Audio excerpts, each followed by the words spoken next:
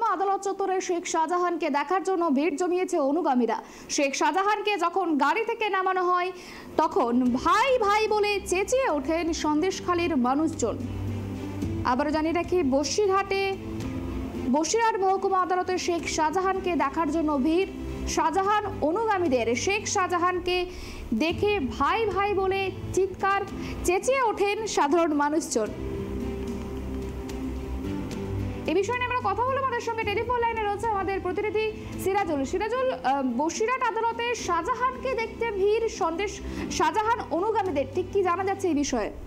দেখো সুপর্ণ, 5 জানুয়ারি যে ঘটনা ঘটেছিল সেই ইডি আধিকারিক আক্রান্ত হয়েছিলেন যেখান থেকে মামলা তদন্ত করতে গিয়ে শেখ শাহজাহানের বাড়িতে ইডি আধিকারিক আক্রান্ত হয়েছিল। সেখানে কিন্তু শেখ শাহজাহান 56 দিন হাজরা ছিল। তার মধ্যে দিয়ে কিন্তু অনেক ধুমধুমান কাণ্ড ঘটে গেছে সন্দেশখালীতে।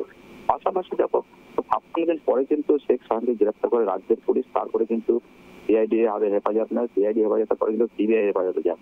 এখানে কিন্তু একের পর এক গ্রেফতার হয়েছে কিন্তু সন্দেশখালীতে মোট 22 জন গ্রেফতার হয়েছে। তার মধ্যে বেশ কয়েকজন জামিন পেয়ে গেলে কিন্তু এখন বেশ কিছু কিন্তু পুলিশ হেফাজতে আছেন এবং জেল হেফাজতে আছেন। এবং পাশাপাশি শেখ শাহজাহান সিবিআই হেফাজতে ছিলেন এবং শেখ শাহজাহানের সঙ্গে কিন্তু মেহবুব মোল্লা এবং সুকমল সর্দার, এরা 3 জন কিন্তু সিবিআই হেফাজতে ছিলেন 6 দিনের জন্য। তারপরে 6 দিন কাটার পরে কিন্তু আজ থেকে বেলা 2টো নাগাদ কিন্তু তাদেরকে বসিরহাট মহকুমা আদালতে নিয়ে আসা হয়।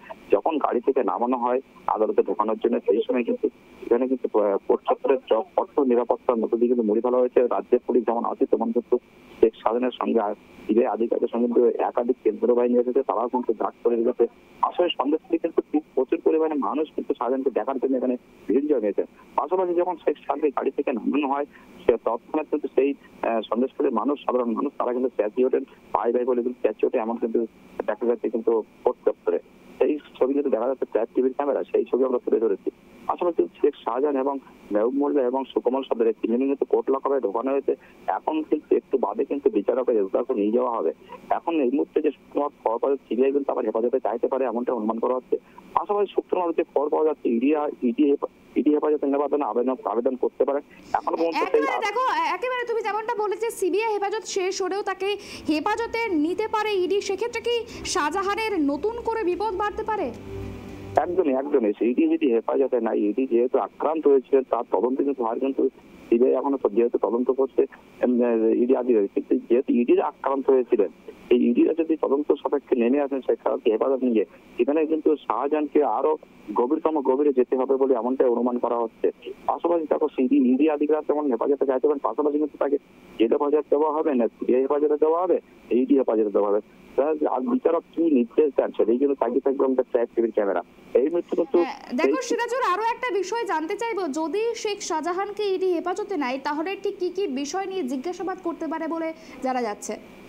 ইডি হেফাজতে নেওয়ার পরপরই কিন্তু যেটা অনুমান করা হচ্ছে তারা কিন্তু তদন্ত করবেন না, ফের আবার কিন্তু সন্দেশখালী তদন্ত আসতে পারেন এবং শেখ শাহজাহানকে নিয়ে কিন্তু তদন্ত করতে পারেন এবং শেখ শাহজাহান অনুমান কিন্তু শেখ শাহজাহান জেরা করতে পারেন। জেরা করে কি তথ্য পান সেদিকে কিন্তু যেমনটা দেখা হবে। পাশাপাশি সমস্ত বিষয়ে কি ঘটনা ঘটেছিল সমস্ত বিষয় কিন্তু আবার তদন্ত শুরু করবেন কিন্তু ইডি আধিকারিক, এমনটা সত্য পাওয়া হবে। সেক্ষেত্রে সাধারণ ক্ষেত্রে অনেকটা গভীরে যেতে হবে বলে এমনটা অনুমান করা হচ্ছে। একেবারে অনেক ধন্যবাদ। যেমনটা জানা গেল যে শেখ শাহজাহানের সিবিআই হেফাজতের মেয়াদ শেষ হয়েছে আজ এবং তারপরে কিন্তু তাকে বসিরহাট মহকুমা আদালতে পেশ করা হয় এবং সেখানেই তাকে দেখতে ভিড় জমান তার অনুগামীরা। তবে যেমনটা জানা যাচ্ছে যে সিবিআই হেফাজতের মেয়াদ শেষ হলেও তাকে হেফাজতে চাইতে পারে ইডি, আর সেক্ষেত্রে নতুন করে বিপদ বাড়তে পারে শেখ শাহজাহানের।